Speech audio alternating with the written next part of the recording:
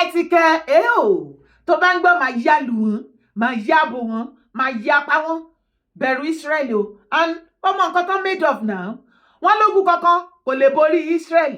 Àwọn Israeli wọ́n máa ti yarí mọ́ wa lọ́wọ́ o. Ìjọba Israeli máa láwọn fẹ́ wá dá sí ọ̀rọ̀ Nàìjíríà. Wọ́n ní bó ṣe ń pa àwọn Kírísítẹ́nì nínú Nàìjíríà. Ó ti dójú ègé. Máa yá lù wọ́n, máa yá pa wọ́n, máa yá bò wọ́n. Wọ́n ní it is enough, enough is enough. Wọ́n bọ̀ wá clear gbogbo nǹkan tó ń jẹ́ terrorism nínú Nàìjíríà. Wọ́n ló ti tó gẹ́. Wọ́n wá jẹ́ kó yé wa wípé àwọn ti wà in partner pẹ̀lú President Trump. Láti ṣe kí ni? Láti clear nǹkan tó ń jẹ́ terrorism nínú Nàìjíríà. Ẹ gbà mí. Làwọn northern leaders and ẹ̀dá bá fi gbé ta. Nọ́bá ní, no, Nigeria doesn't need help from Israel. Ìwọ náà ò ní hà. Láti bo síbo. Ẹ má jẹ́ kọ́ ọmọdé àpọ̀ ní má sí. Ẹ má jẹ́ kọ́ ọmọdé àpọ̀ ní wọ́ọ̀dù. Ẹ jẹ́ kọ́ máa bọ̀ kán wá clear terrorist. Ẹ̀yin northern leaders and elders ṣe bẹ́ẹ̀ ní àwọn terrorists wọ́n ń ṣọmọ Nàìjíríà.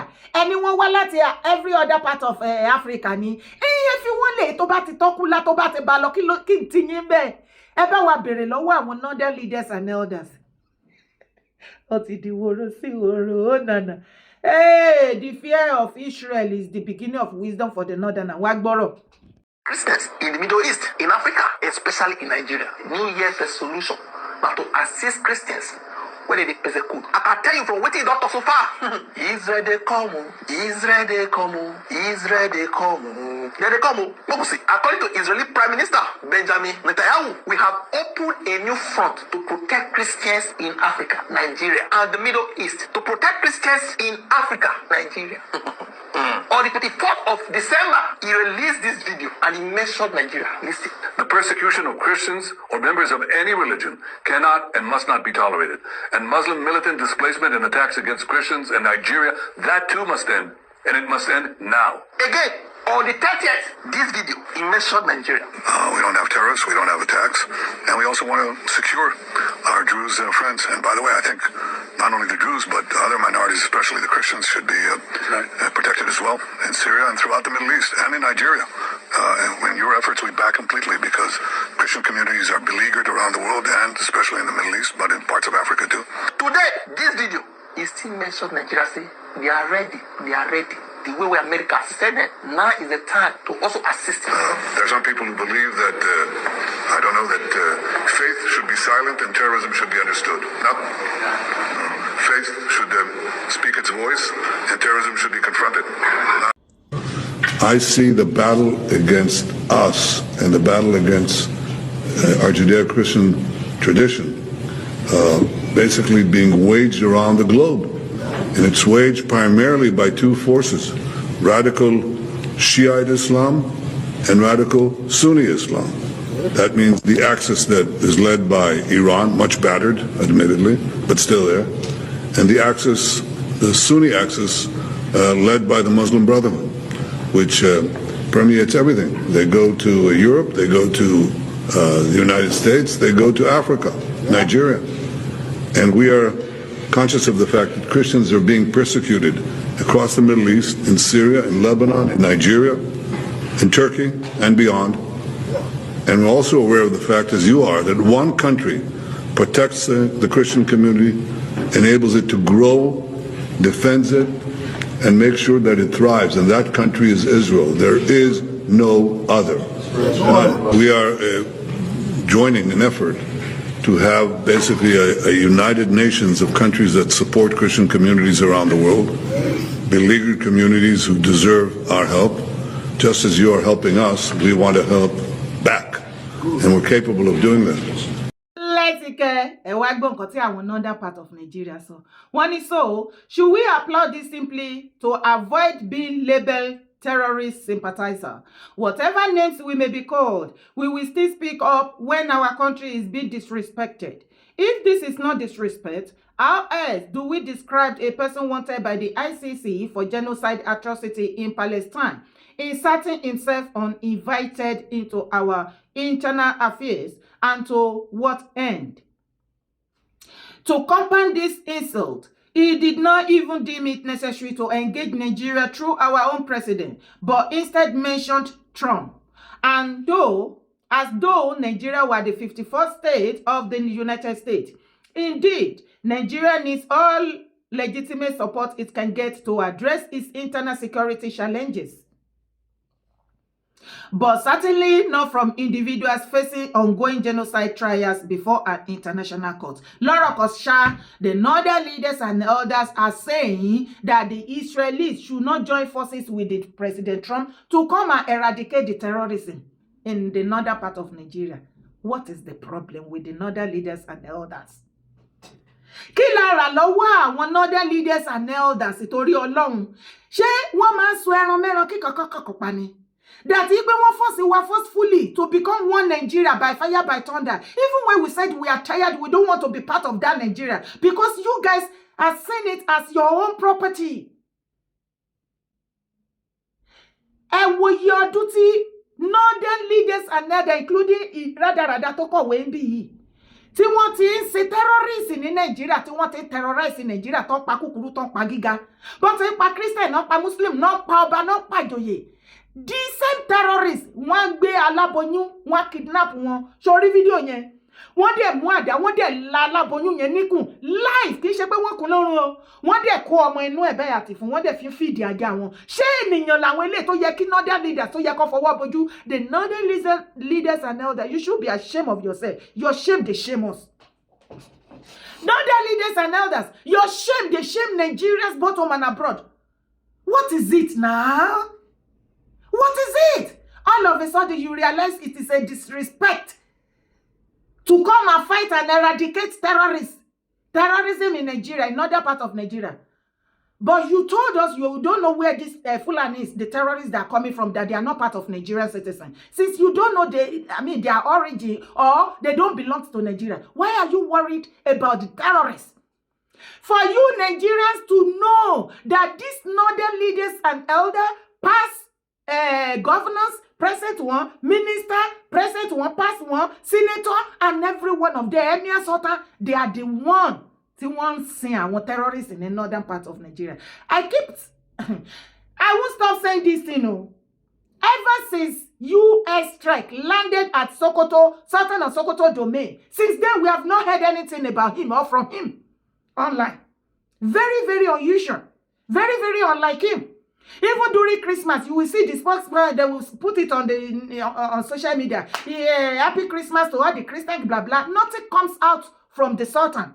Throughout the Christmas until this very moment, not only the Sultan of Sokoto, including El-Rufai and many of them, many of them. All of a sudden, after that US airstrike, there is this silence. Very strange one that comes from this northern part of Nigeria. Ìdákẹ́rọ́rọ́ yẹn ti pọ̀ jù ní northern part àti ìgbà tó ti strike wọ́n bẹ̀ yẹn èèyàn mi. Ẹ jẹ́ àfúnra. Notice pé wọ́n dákẹ́. Gbogbo nǹkan tó ń ṣẹlẹ̀ ní north, ariwo north tó ń lọ yẹ everything wá lẹ̀ wí. Gbọ́ nǹkan kan. Gbogbo ẹ wá dákẹ́, gbogbo àwọn leaders and elders wọn tó máa ń jump káàkiri. All of a sudden, lẹ̀kún kan padà mú wọn lọ́wọ́. Wọ́n dodi. Àti ìgbà tí wọ́n tí US ti release strike yẹn láti Christmas Day, àgbọ́ nǹkan kan látọ̀dọ̀ wọn. El-Rufai, àgbọ́ nǹkan kan. Àwa wí tán, any Nigerians, we don't need Israeli support. We need it. We need it, yo. Ẹ fúnra o. Ṣé àmọ́ pé àwọn northern part of Nigeria, all of a sudden, tó bá rí pé ọbẹ̀ ti bad wọn, tí nǹkan bá ti hit wọn, ìgbà yẹn náà máa ń lo collective words. Nigerians. The same set of people that are telling the southern part of Nigeria that they are born to rule. Is it not an insult?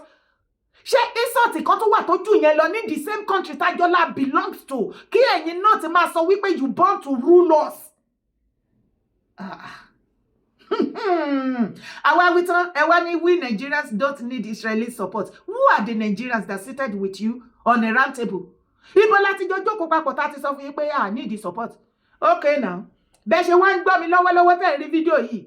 Any moment from now, be ready for ní northern part of Nigeria.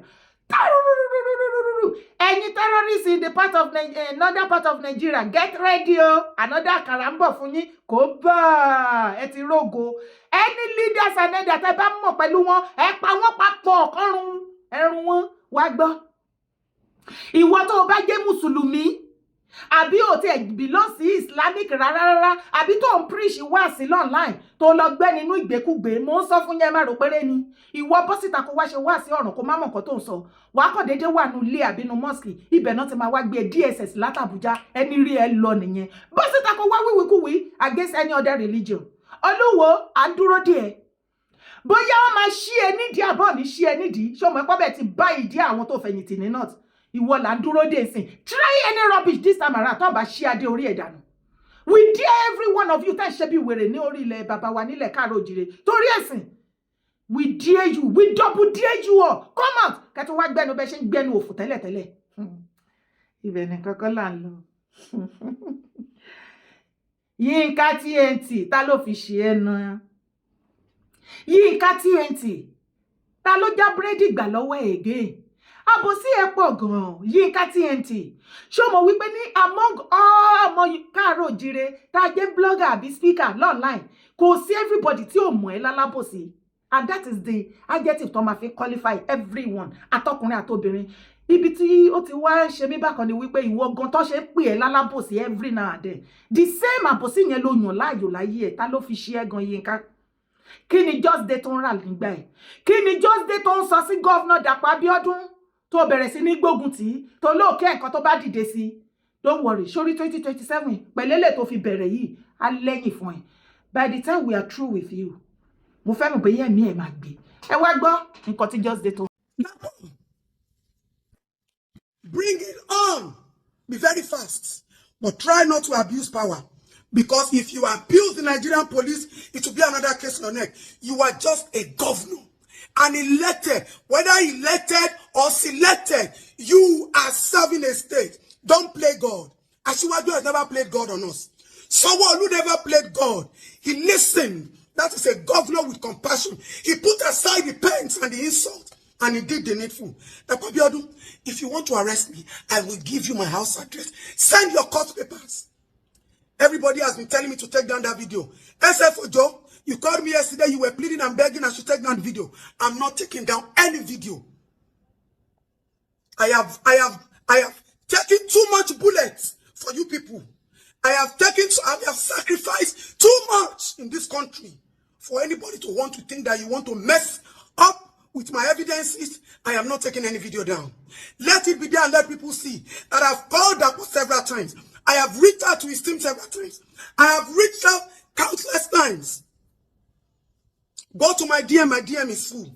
When I see cases and I hear Ogun State, I will have to send money personally because I don't, sometimes even when I'm not in the country, go and do this, go and do this, go and do this, because I know that the governor will not respond. And he doesn't have a team.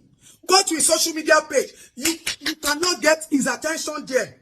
I have told them several times, open up social media pages. Ministry of Women Affairs, Ministry of Youth and Development, Emergency Response page, Sexual Violence. Open this social media page. I personally will tag them for you, for people to come and report, or people should come there. Never for once have they done it.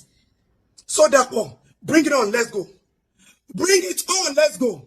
Let me see the court of law that will charge me for saying, bring it on, let's go. So one more yati egbe pamo, okay,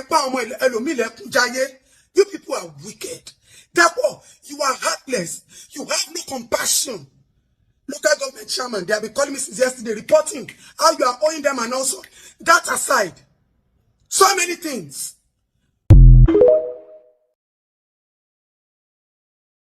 Right.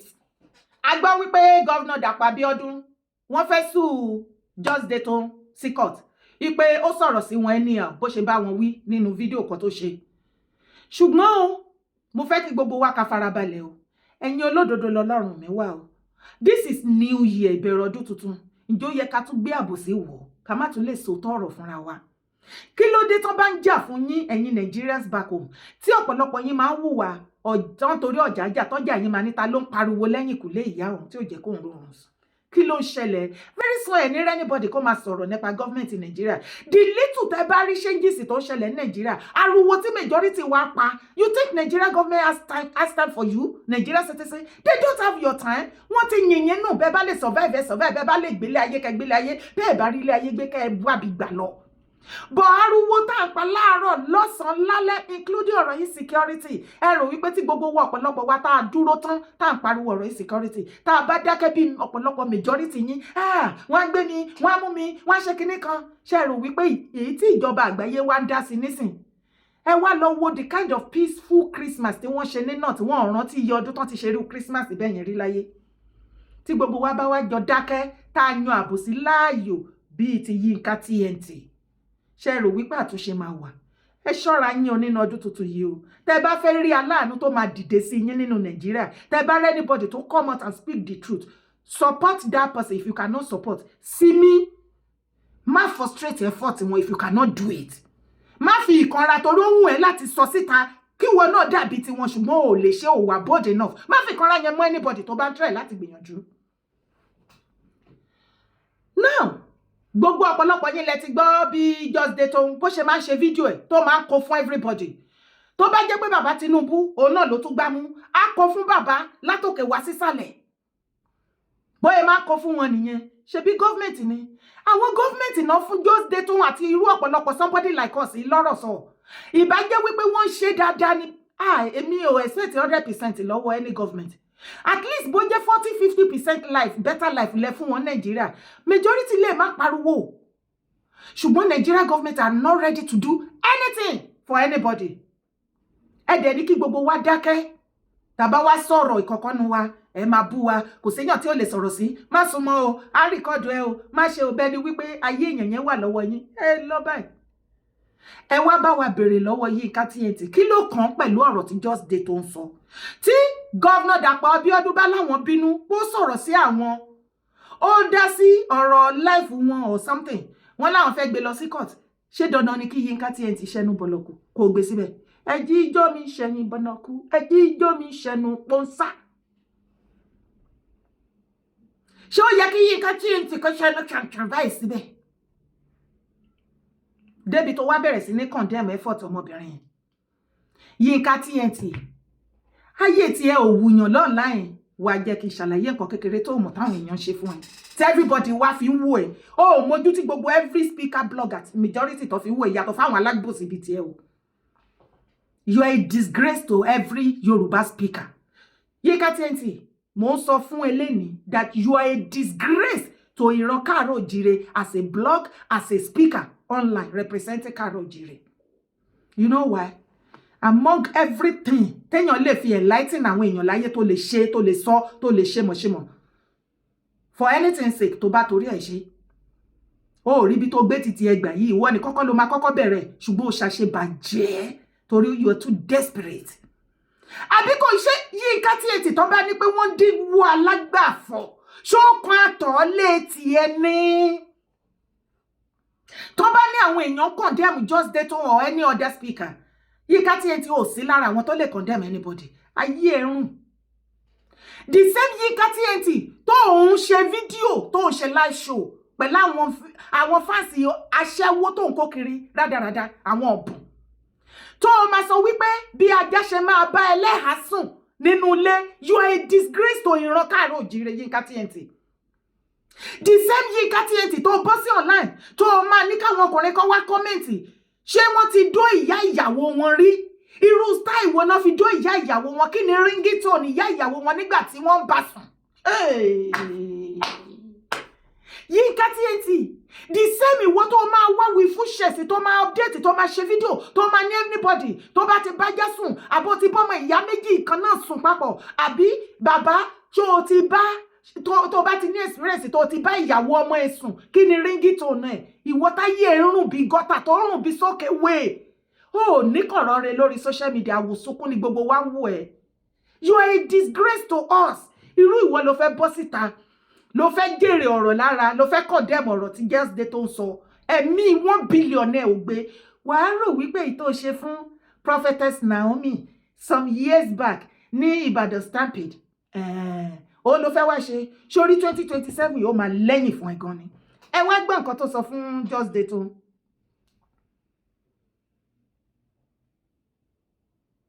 Kò ń ṣerú ẹ̀ náà Yinka TNT. Kò ń ṣerú ẹ̀ ló máa bọ́ síta tó máa ló fẹ́ address fídíò tí Just Detoun ṣe. No.